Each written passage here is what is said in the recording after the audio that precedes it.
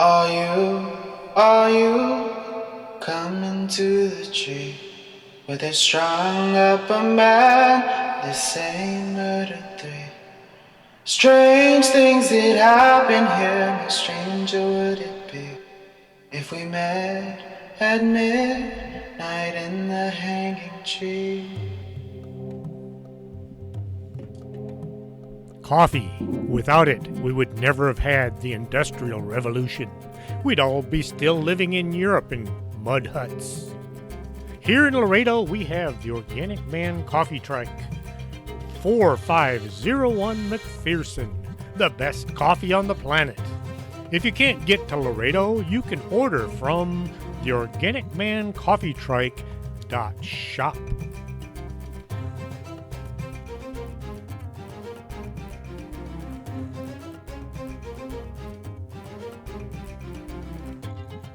Welcome to Storytime with Chris James.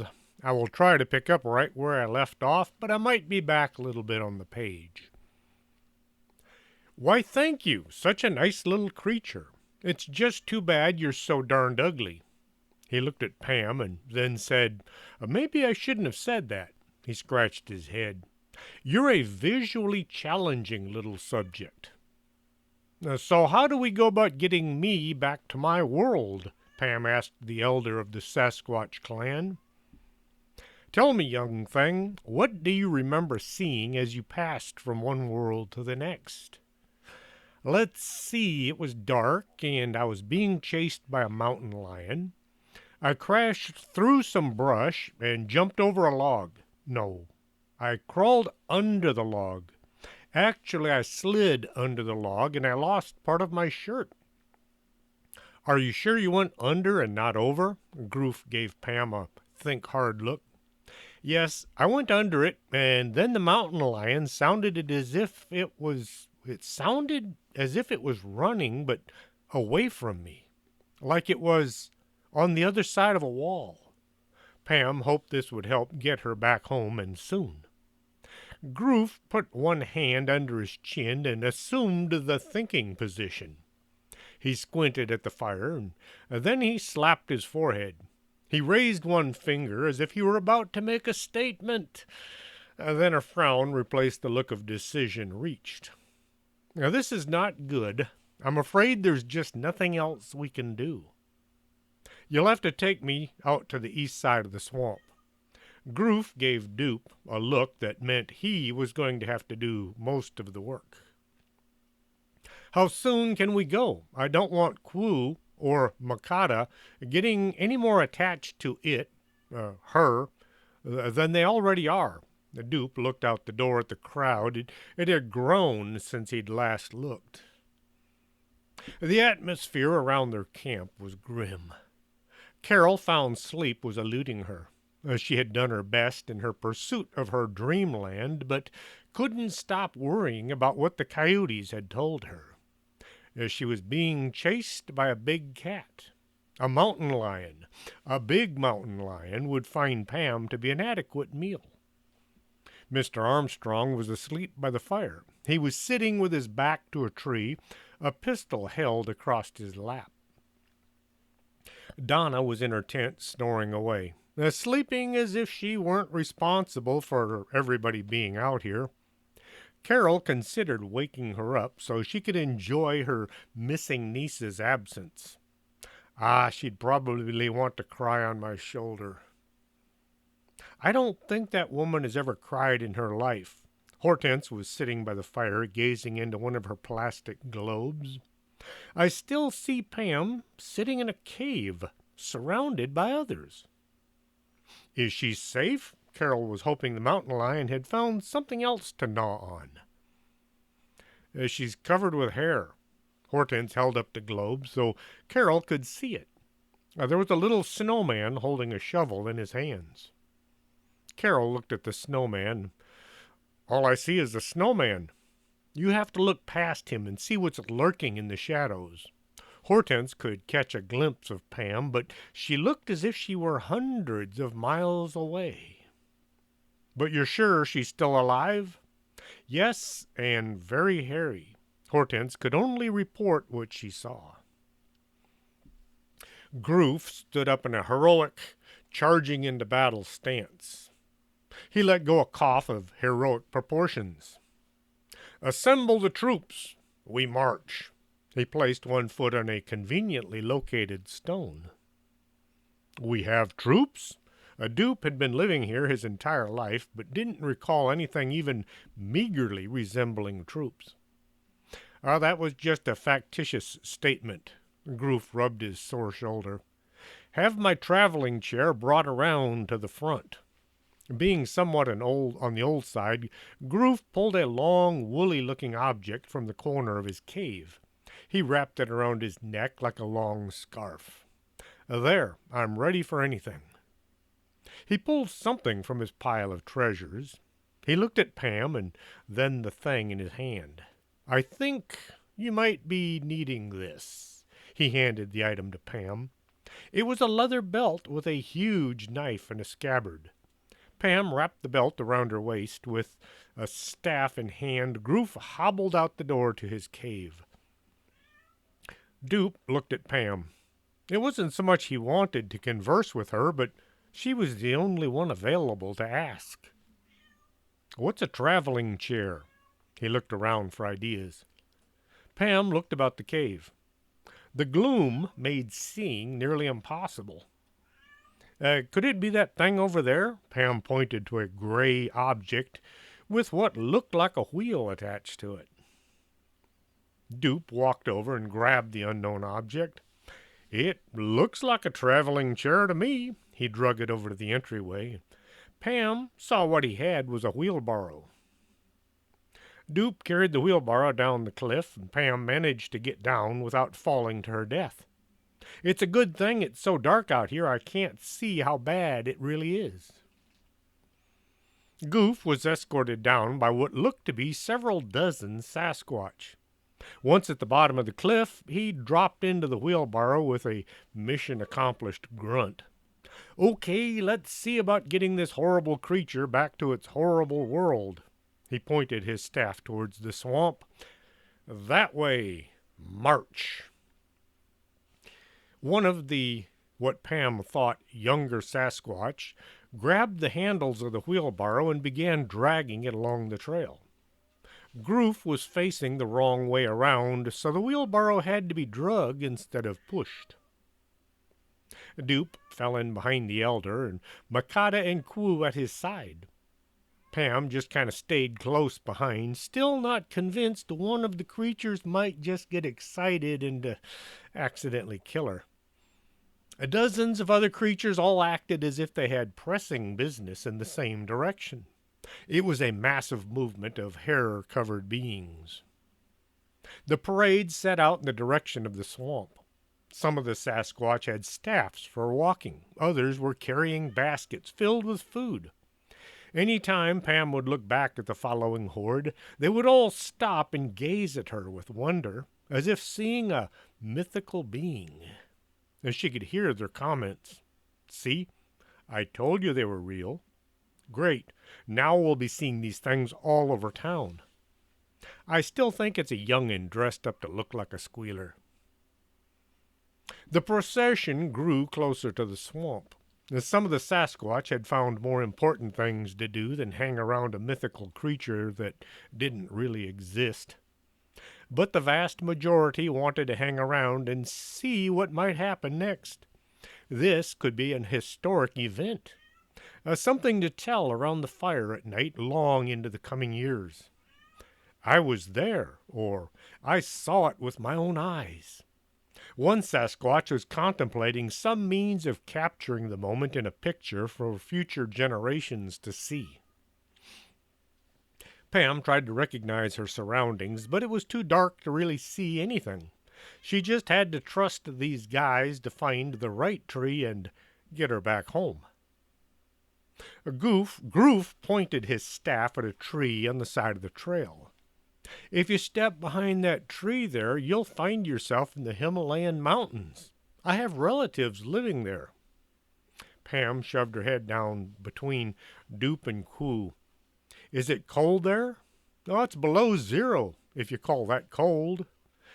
I'll wait for something closer to home. Pam had had enough of the cold. Pam was feeling a bit, no, a lot, guilty about wasting so much of these Sasquatches' time. Don't these folks have better things to do than hang around and watch us search for a gateway to my home? She just addressed the backs of the three Sasquatch in front of her. Makata looked back at Pam. Are you kidding me? This is a major event. It's not every day we get to see, let alone hang out, with a beast that doesn't exist. She patted Pam on the top of the head. Pam was expecting to hear, bless your heart, but Makata didn't say it. The convoy came to a halt. Some of the assembled crowd began plucking berries from the surrounding bushes. Oh, look, they're dingleberries and they're fresh. Okay, Quoo, where did you find the ugly, the squealer? And Groof just stayed in his traveling chair. Why ruin a good thing? It was laying on the ground under that tree. Quoo pointed to the base of a huge pine. Groof looked at the tree in question. That one, it doesn't go anywhere near where she came from. Are you sure it's that tree? Quoo looked at the tree, then he looked at Pam. He took a sniff, and then he sniffed the tree. Yep, she was right here when I found her. Pam surreptitiously took a sniff. Oh, man, I need a bath and some deodorant. The wolf hide seemed to smell better than she did. Groof waved his hand in the air to get everyone's attention. It took several Bigfoot to pull him up from his seat. Old age isn't for sissies. He got his feet under him and staggered around a bit. His leg was still asleep. I don't think there's a gateway to the squealer world anywhere around here. He walked to the tree, and then he circled around behind it. He stuck his head out and looked at the gang, all watching to see if he was still there. The assembled crowd all applauded when he appeared. Groof walked back around so he'd re-emerge from the side he'd started. Never go out the other way. You might wind up somewhere else. He looked as if he was a bit unsteady on his feet. Pam, who'd been told to always respect her elders, because someday she'd be old and crazy too, thought she should help out. She was going to just hold his hand, but his hand came down on the top of her head. Ah, this is much better than my staff. Groof used Pam like she was a walking stick. He went from tree to tree, Pam running alongside him, acting as his cane. Are we getting close? She really wanted to get home sometime this year. Nope, we're in the wrong part of the swamp. Groof kept looking at different trees. I think I know this one. He patted it on the trunk. Pam felt as if her hair was coming loose. His grip was a bit tight, and his fingers reached down both sides to her jawline. The sun was just coming up as the BAG group started to arise from what little slumber they had found. Someone get the coffee going. The sounds of life returning to the campsite. Mr. Armstrong got busy making the coffee. The others were disappointed he got to the pot first. His coffee was known to dissolve things. Bill Palmerhausen leapt to his feet. She's right there, behind the tent. Carol and Barbara nearly beat each other up, trying to be the first one around behind the tent. There hung her old used clothing.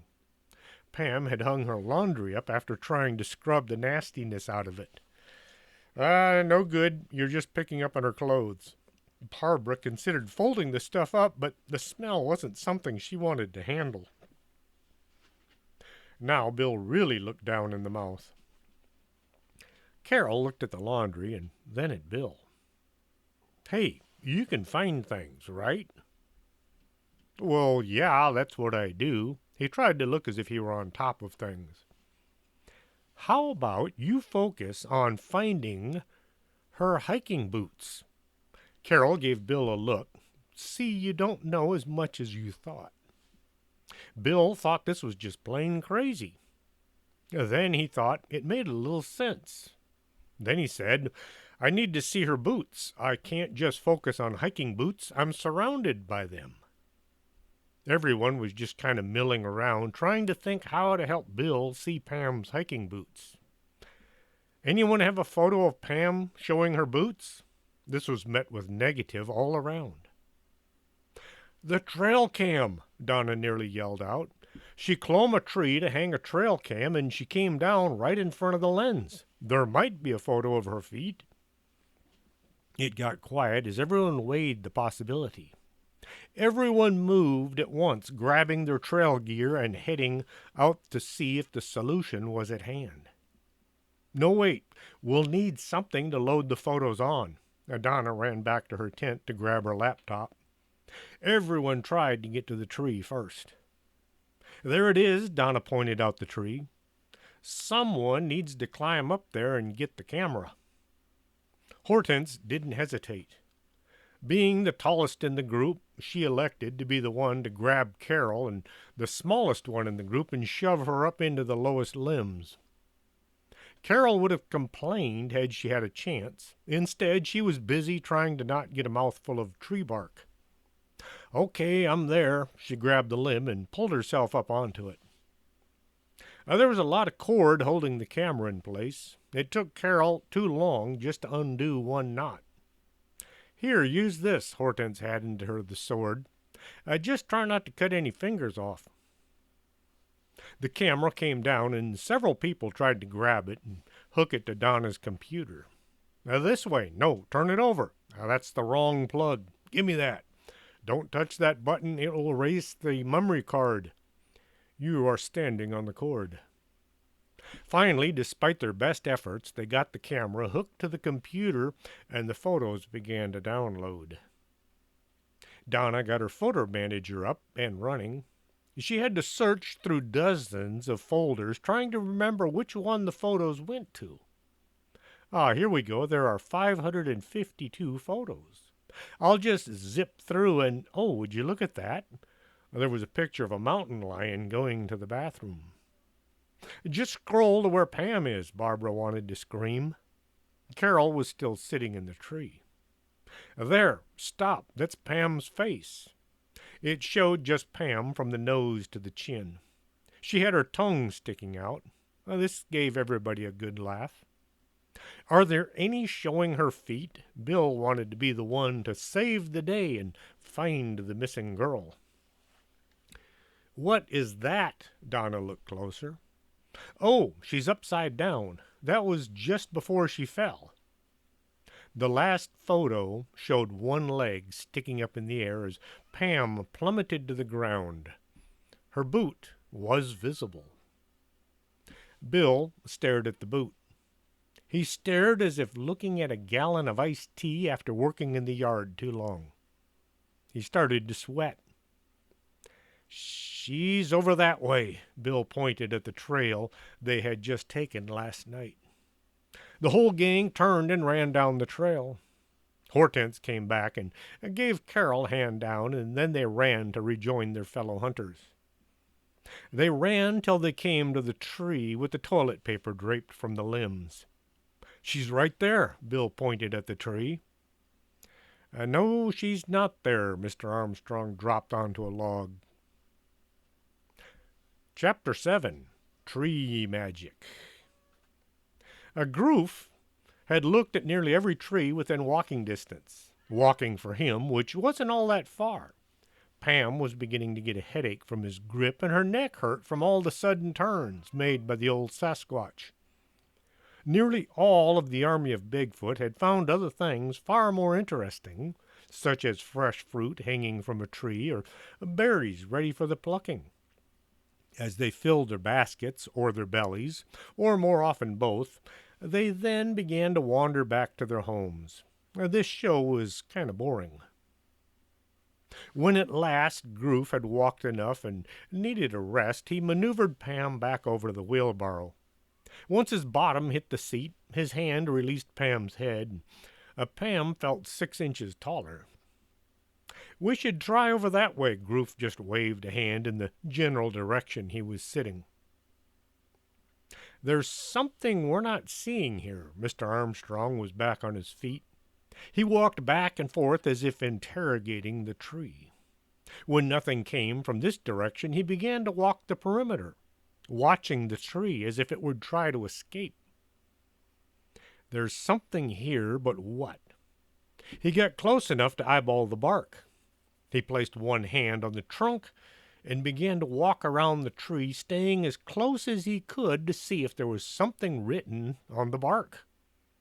As he came around the other side, everyone was gone. What, are you trying to be funny? The only answer was the wind. Mr. Armstrong walked to the clearing where Hortense and Carol were sitting just a second ago. The log they had used for a chair was missing. Now that's odd. He looked around, trying to see where the others could have gotten. When no answer was forthcoming, Mr. Armstrong walked around the tree once more, trying to recreate whatever it was that had happened. Where did he go? Hortense wasn't familiar with Mr. Armstrong, but she wanted to stay on his good side. Oh, he went around the other side of that. The tree was too skinny to hide a man half his size. Everybody scrambled to the tree. Barbara held out her meter. I'm showing an enormous spike. Well, there's a buttload of energy here. What happened just before he vanished? Hortense asked anybody willing to venture a thought. He was interrogating the tree. He walked around it like this. Bill walked around the back side of the tree, and he vanished. Bill came around the other side. The remaining BAG team came just a step closer to the tree. Donna looked at the tree and then the BAG people. This is all just a bunch of nonsense. She walked over to the tree and stood right beside it. You think somebody can vanish just by walking around a tree trunk? Which she did. Okay, so where did she go? Okay, nobody goes around any more trees till we figure out what's going on, Barbara said in her most authoritarian Girl Scout voice. Donna saw Mr. Armstrong looking at her. So where did the rest of my guys go? He asked in what could only be a threatening manner. They're right. No, they're not there. Donna looked around for the others who, just a second ago, were sitting or standing just a few feet away.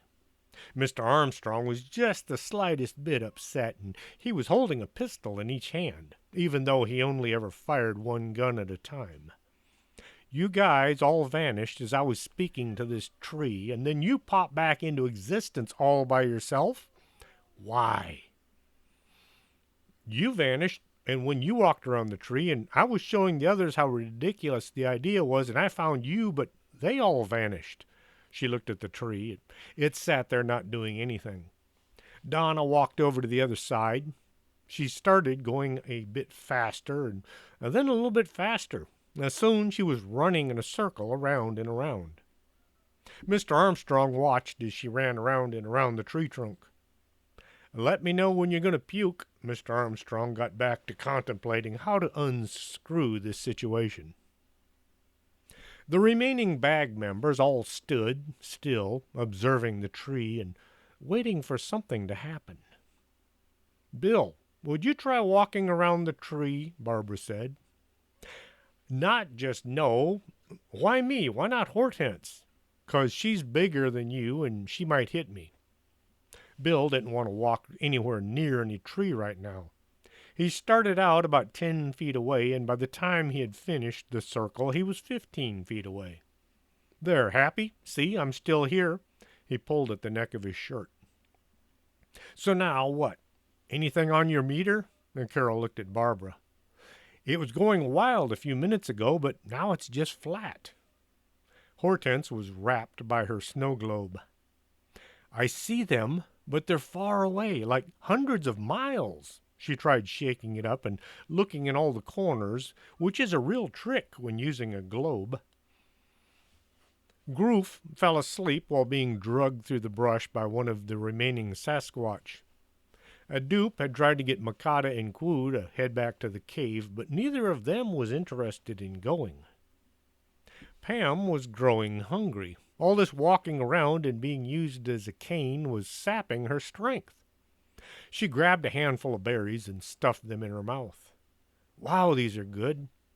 She denuded the bush and kept eating black-colored vine-ripened fruit. As she was licking the juice from her fingers, she saw her hand looked very dark. They weren't just dark, they were black. Now that's odd. She looked for more tasty snacks. Donna stopped running in a circle, but her brain kept going around, which led to her spiraling to the ground. Oh man, this is horrible. What are we going to do? She flopped over on her stomach, so if she did hurl, it wouldn't act like a geyser and splash all down on top of her. Mr. Armstrong had taken a seat to deliberate their situation and hopefully come up with a plan to get them back to the others. This was one time his uncanny shooting ability might not save the day. Donna felt as if eyes were upon her. She tried to stand, but the trees were still dancing around. She did manage to get her knees under her. Unable to rise any farther, she crawled on her hands and knees over to where the heavily armed man was sitting.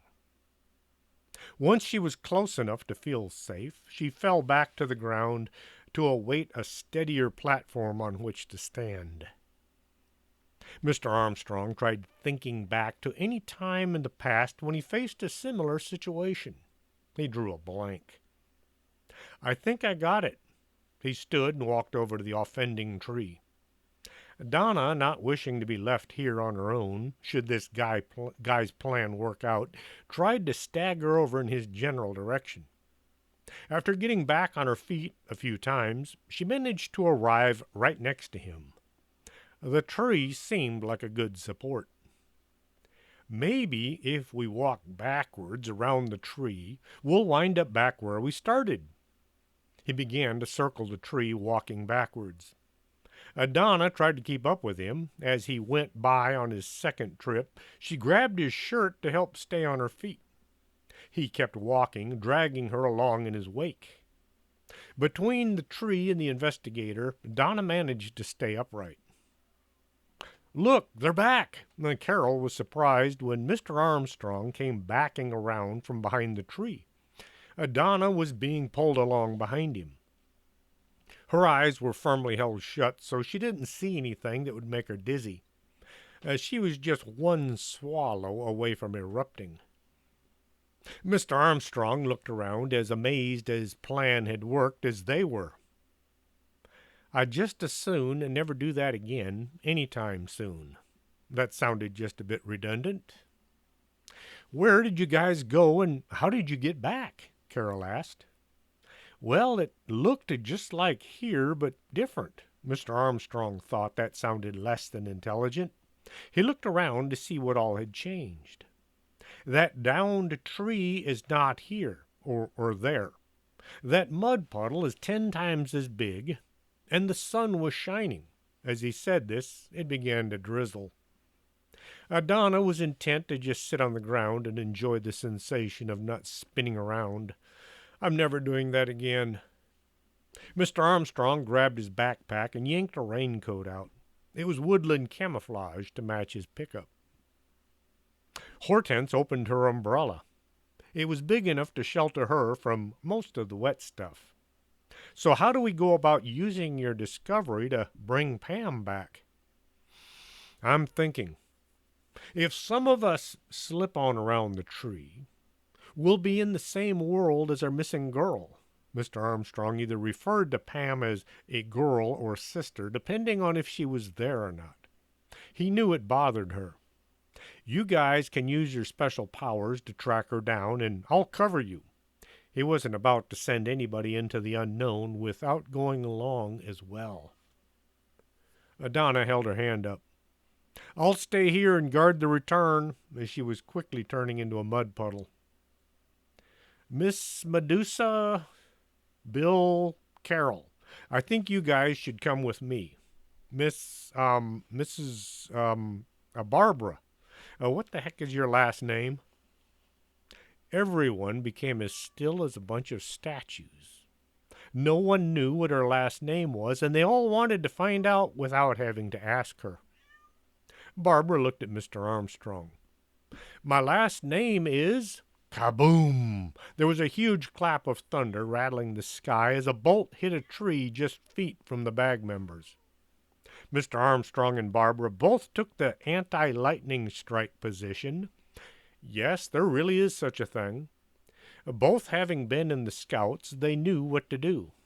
The rest all ran for the nearest tree not currently on fire, especially Hortense, who felt as if anyone was going to get hit by lightning, it would be the tall woman holding an umbrella up in the air.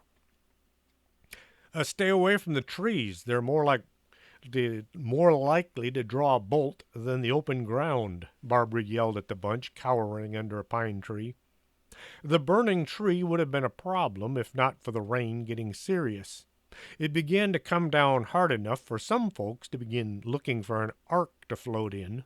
The tree fire was out in no time. Well, this is just great. Donna finally managed to get to her feet. She still looked a little green around the edges. The rain rinsed most of the mud off. That tree there, that's the one will take you to your world, Groof pointed out a tall pine tree off to his left. Too bad it will land you on a little island. It's great if you don't want to encounter any squealers. I don't think that would work out so well. Pam wanted to get home, but not to starve to death on some out-of-the-way landmass. How about the land of fire? Groof looked at Pam. It's right around that tree. He considered his suggestion. Tierra del Fuego. Kind of far from your place, though. I don't speak Spanish. Pam considered just maybe going to South American country and trying to hitchhike home. What was it? Just 5,780 miles? You did come straight here from there, right? Groof looked at Pam with a inquiring mind kind of look. Yes? No. I don't know. It was dark. Pam tried to think of what had happened that night. I was being chased by a mountain lion. I ran through the brush and I went under a tree trunk. I fell down. A bunch of Chihuahua wolves came and licked my face. What's a Chihuahua? A little bitty bug-eyed rat dog popular with old ladies and rich girls. About that big? Groof held his hand a foot apart. Yes, and some were wearing little sweaters and vests. Pam felt as if they were making a really good connection.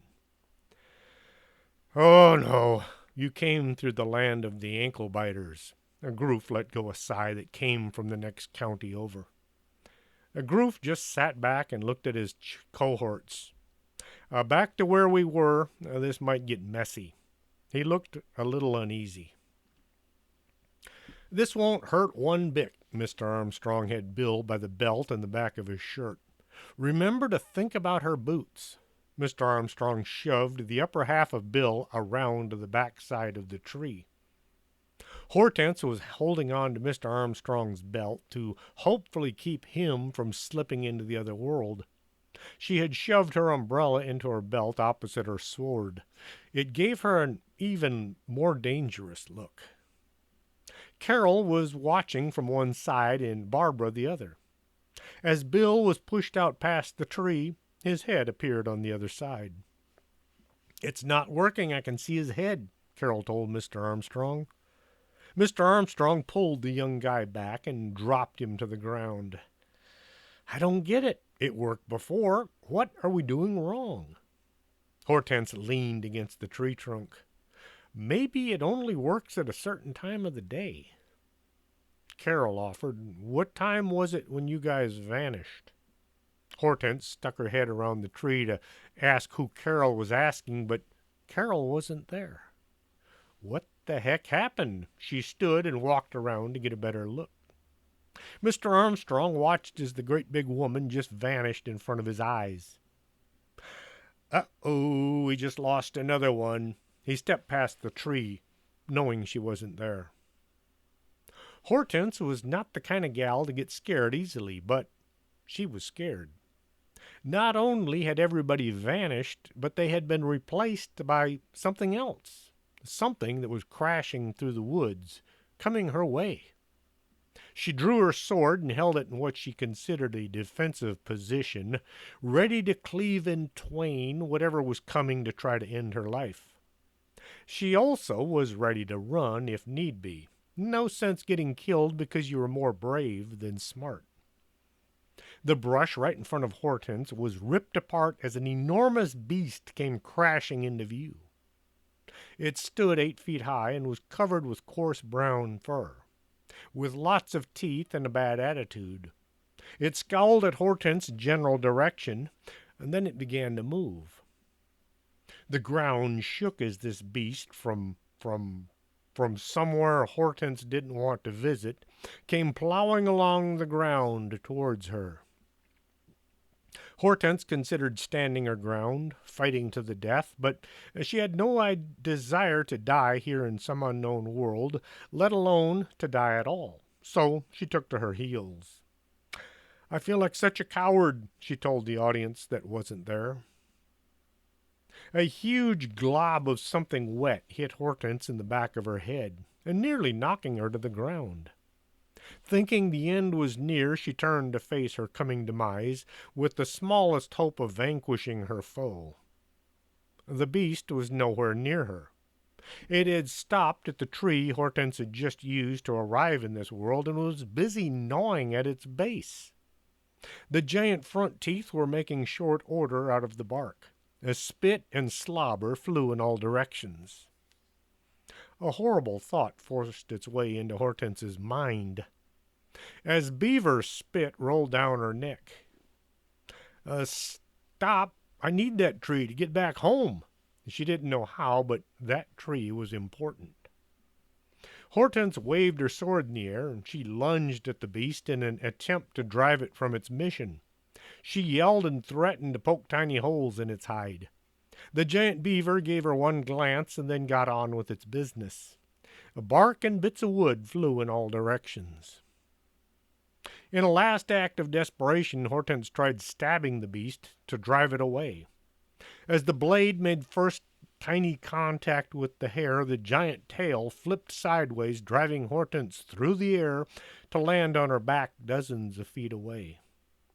Little birdies began to fly around her head as consciousness slipped away to visit someone else.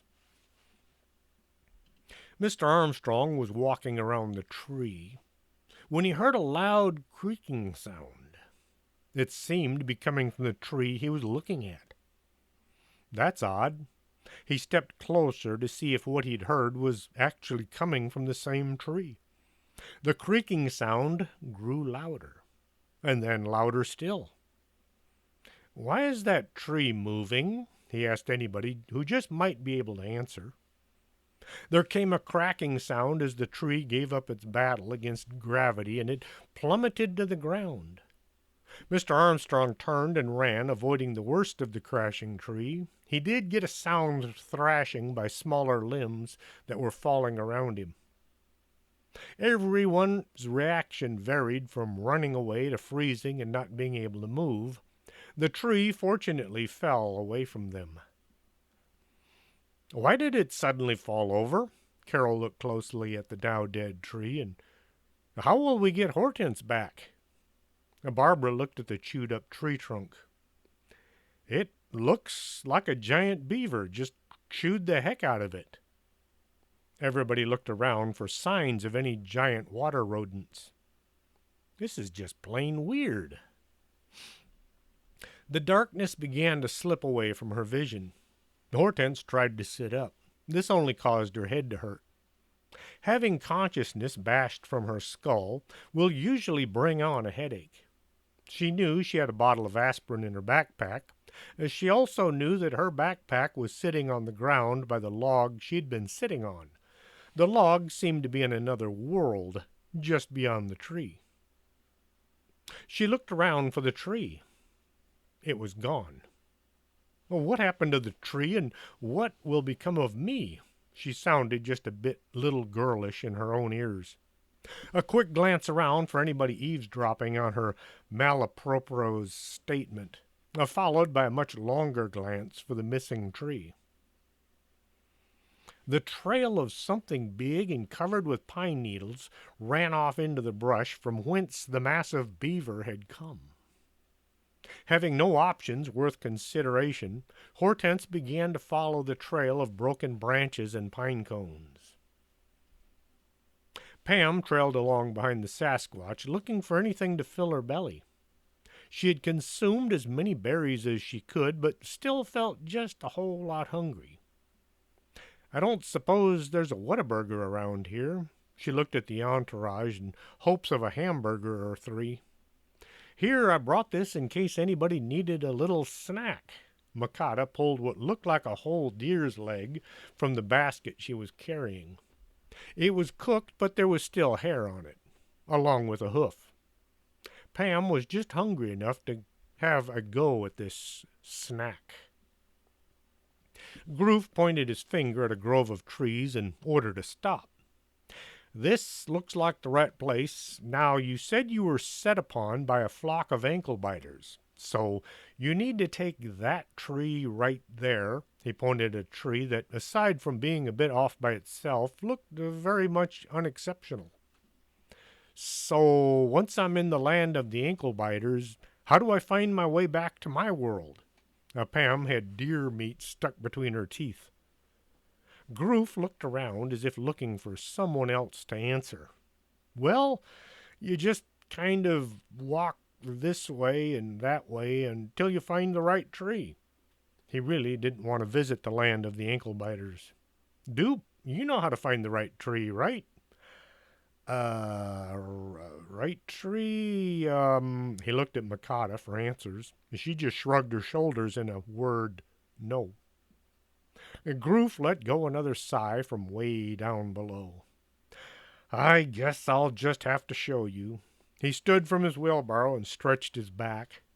This could be dangerous and very messy, so if we're going to go, we should get going right now, before I figure out an excuse not to go. He grasped his staff with determination and a little bit of worry. Follow me, and he disappeared around the tree. Pam tried to go next, but only made a circuit around the pine. Droop shook his head. No, you have to touch the tree with your body as you go. That's the secret to moving from world to the next. Pam thought about the time Dupe had pushed her into a bunch of unknown and unwanted worlds. Each and every time he'd rubbed her against the trunk. All this time she thought he was just being mean. Pam placed her side against the trunk and walked to the back of the tree, and there was Groof waiting for her. Dupe and his family were right behind her. Two more adventurous Sasquatch with nothing pressing to do back home followed Pam. The Sasquatch all looked a bit scared, but determined to not miss out on anything exciting. The remaining Bigfoot all having more important things to do, such as watching the sun set or the grass grow. Come with me so we can be done and get back home. Groof began to drag himself along the undistinguishable trail only he could see. The trees here were much closer together, forcing the troop to travel in a single file. Groof went first, since he was the only one who knew where to go. Dupe followed close behind in case any of the ankle biters were to attack. Hopefully he could save the old guy leading them. Pam would have let Makata go next, but was kind of shoved into the line ahead of Quoo and his mother. The other Sasquatch fell in wherever they felt comfortable, and at least not so much in danger. Things would rustle back and forth under the thick brush, on occasion going so far as to run across one of Pam's feet. Are we there yet? I have to use the bathroom. How much farther? Quoo was beginning to wish he'd stayed home. He found all this trooping through the brush kind of last year's news. In the distance, there came a howl. Something big was out there in the thick growth of trees. What was that? Groof said. Oh, I thought you knew all about this world. Droop looked about worried. I am kind of, but I've only been here twice, and both those had been when I was younger. Groof looked back at his followers, who had all stopped. "Are you sure you can find the way to this squealer's home?" somebody asked from the back of the line. "Well, of course I can. I know this place like the back of my hand." Groof was feeling just a bit confused. "It's just up ahead in a nice clearing." He continued along the trail, leaning heavily on his staff. After a few hundred steps, Groof waved Pam to come closer. Pam, thinking the end of her ordeal was close, stepped up by the elder's side. Groof placed one hand on her head. "Oh, much better. We still have a ways to go." He used Pam as a cane. Groof fell in. He could make another mile or two. After a few miles like this, Pam felt as if her head was permanently shoved down between her shoulders. She just knew she'd lost at least 6 or 8 inches in height. The trees thinned out a bit, and then a lot. Soon they found themselves stepping into a clearing. There was plenty of room for the Sasquatch to stretch out and relax on the ground. "The tree you seek is right there in the middle of this clearing," Groof said, with a feeling of accomplishment, having guided the troop through the uncharted woods to their final destination. "What tree?" "The clearing is just that. It's clear." Pam looked around the expanse of dirt and grass ringed by trees. "Oh, it's that one, right?" Groof looked around the clearing. "There should be a tree right there." "There should be a tree." He looked at the spot where there had been a tree way back when. Well, oh, look, drag marks." He pointed out the deep rut filled with broken branches and pine needles. "It went that away." Pam looked at the drag marks in the dirt. What could drag a tree through the woods like that? "Oh, nothing to worry about. Few of the creatures here are carnivorous." Groof held his staff in both hands, more like a weapon than a cane. "Nothing at all." Something howled off to their right. Hortense came to a puddle. The water looked clean, and she'd left her canteen back with her backpack. She got busy slacking her thirst. Once she no longer felt like a dried-out sponge, she decided to try a scrying session. Of course, her snow globe was there with the rest of her things. She waited for the water to grow calm and then glanced at her reflection in the water. The trick is to see what's not there. She tried looking behind her reflection. Hortense got down on her stomach and looked across the water at her likeness. Then, just to the side, just a bit, enough to catch an image. Someone or something was there, looking back at her, but not seeing her. The image was horrible. Its hair was all wild and missing from one side. Its face was covered with some kind of black paint, smeared about with no consideration for style or technique. There was meat sticking in its teeth as if having just killed and eaten one of its companions. It was dressed in some kind of animal skins that probably had looked far better on its original occupant. This beast had no business living in any world, let alone the one Hortense was now in. "Lord, I hope I never run into that thing."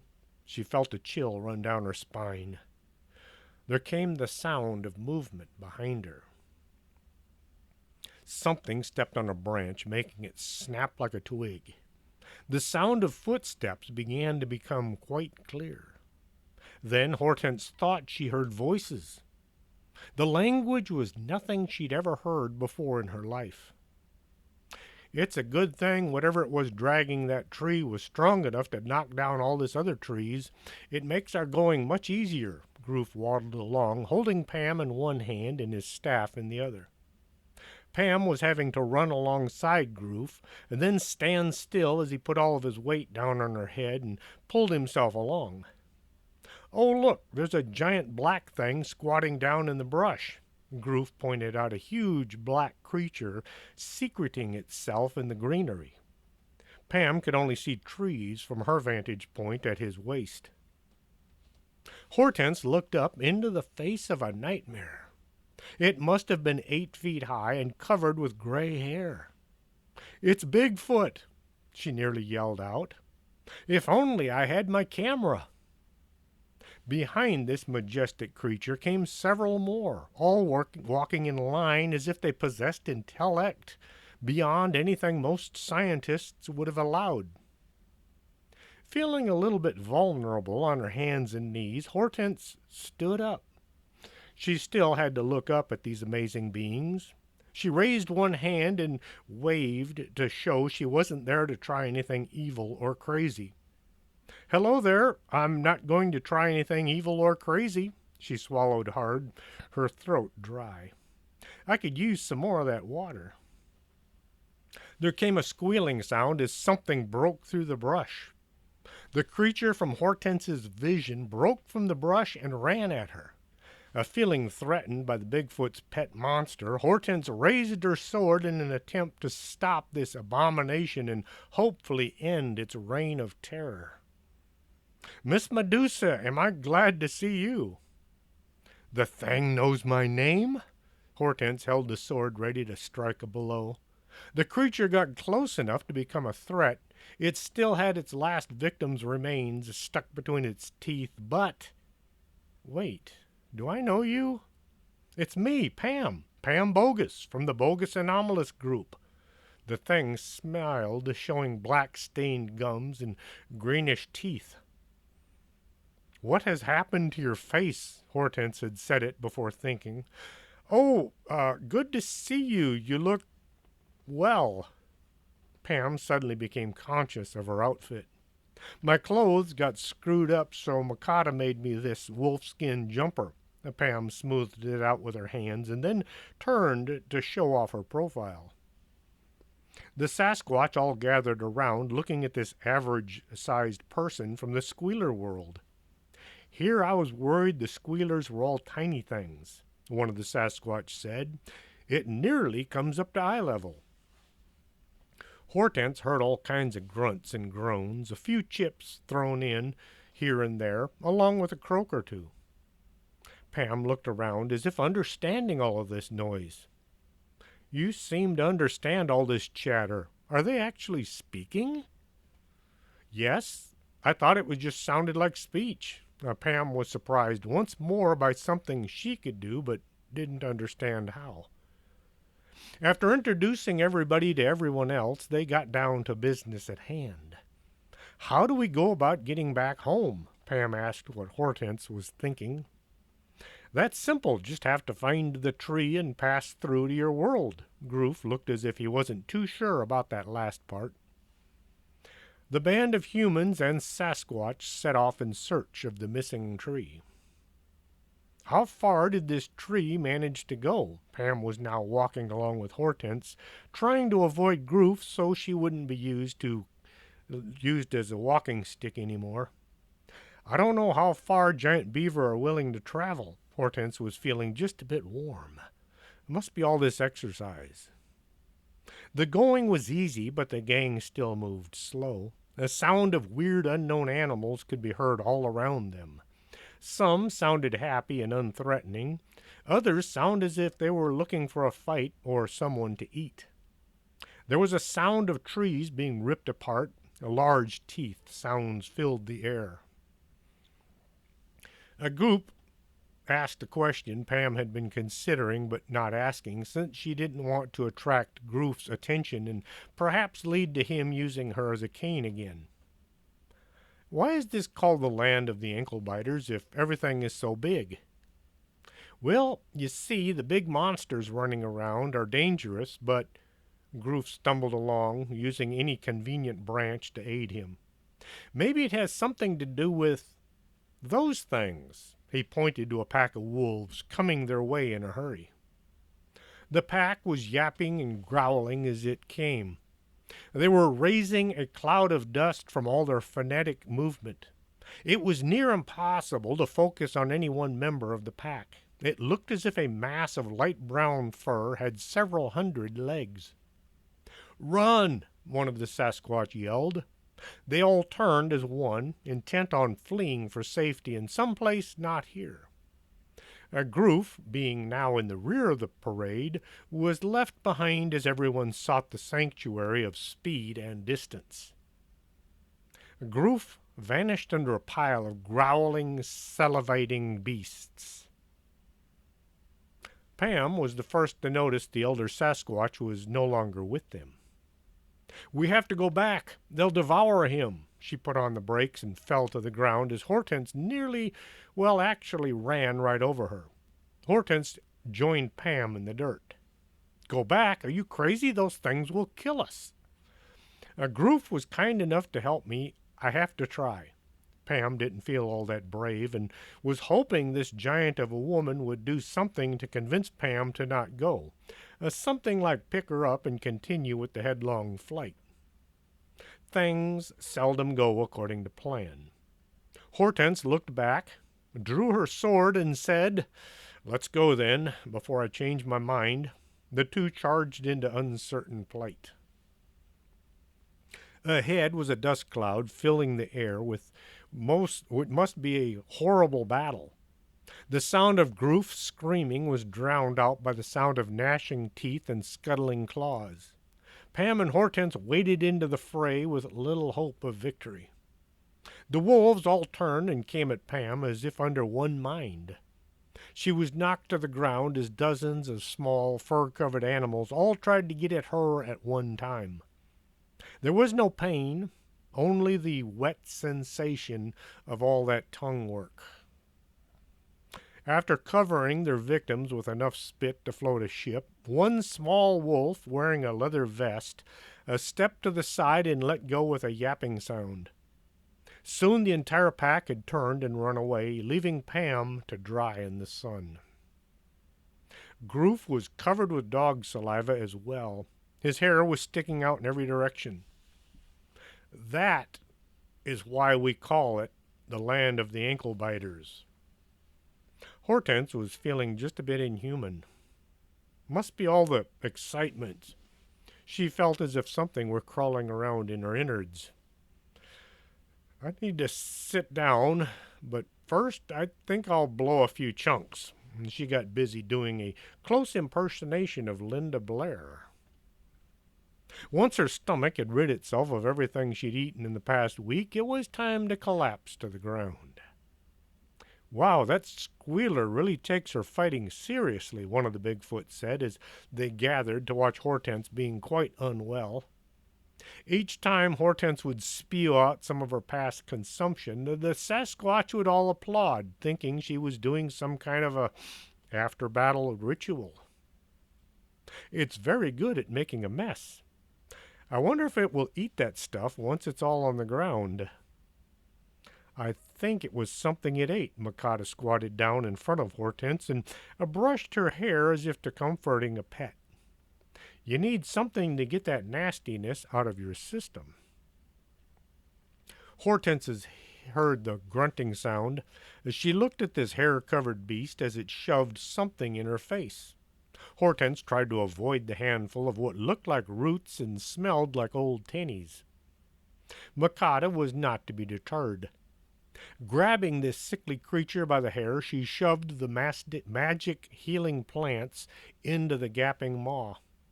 Holding one hand over its mouth, she forced the poor thing to swallow the offending substance.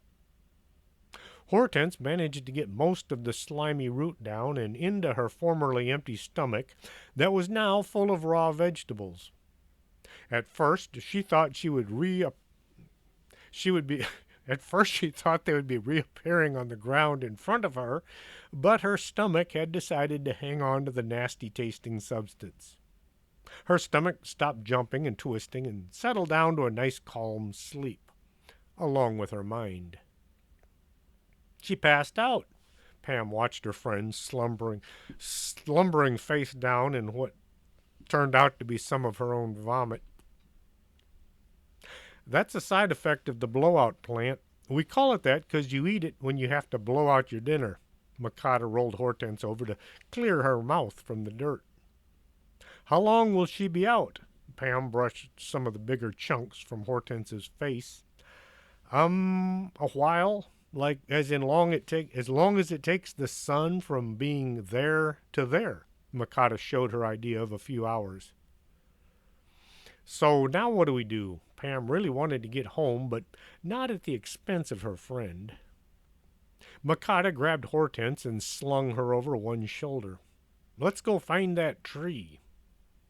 Droop pulled Groof up out of the puddle of dog spit on the ground.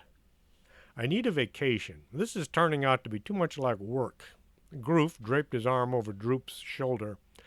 Let's go that way. I want to get these squealers home and out of our hair. And with that, it's time for another break. Hopefully, you all have been enjoying the misadventures of Pam Bogus and the Bag Company. Don't fret, I will be back with the next exciting episode soon. Until next time, this is Chris James for Storytime. Are you coming to the tree where they strung up a man? They say murder three. Strange things that happen here, no stranger would it be if we met at midnight in the hanging tree.